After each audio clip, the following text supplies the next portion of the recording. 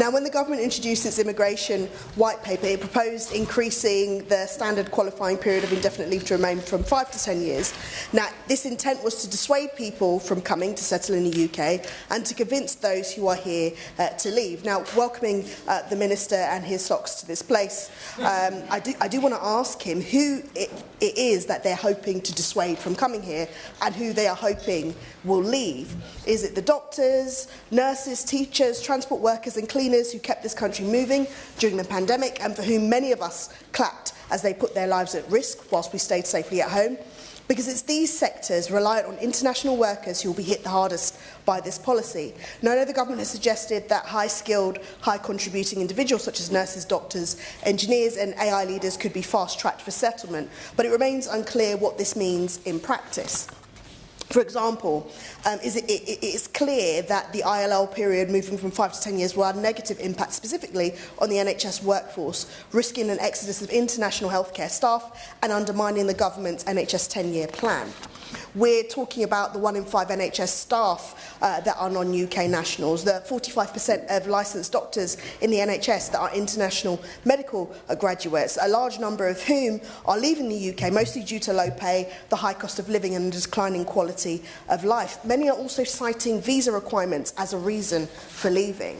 We're talking about the 43.7% of international nurses who left the Nursing and Midwifery Council register in the last year, who had been on the register for less than 5 years. 40% of them said immigration policy was an important factor in this. These departures will have a profound impact on the NHS workforce, which is already depleted and struggling.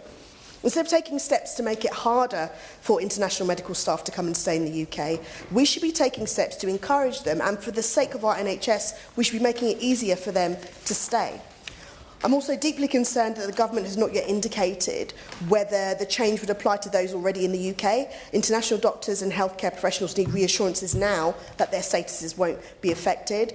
This means Hong Kongers, but indeed all of those other migrants too. It's simply unfair and frankly cruel to retrospectively apply an extension to the ILL pathway and would significantly impact those already on the pathway, as well as their families, their employers and their communities.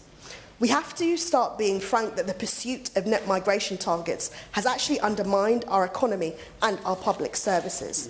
It's created a hostile environment within our communities as well.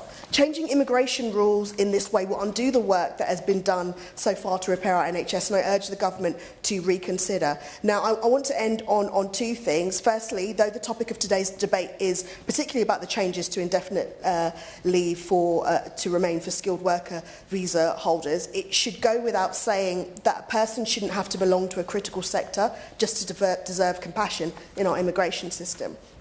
And secondly, reminder to members, my honourable friend, the member for Poplar and Limehouse, mentioned the top 5 nationalities in the past 5 years that applied to be in the country. We're talking about Nigeria, Pakistan, India, Ghana, Bangladesh, all Commonwealth nations. My honourable friend, the member for Edinburgh East and Musselburgh, also pointed out the rights that they are afforded. And in this country, Commonwealth nationals on any length of visa can register to vote in both local and national elections. And I expect themselves and their British national family members and friends will have views on these issues, so we should take note.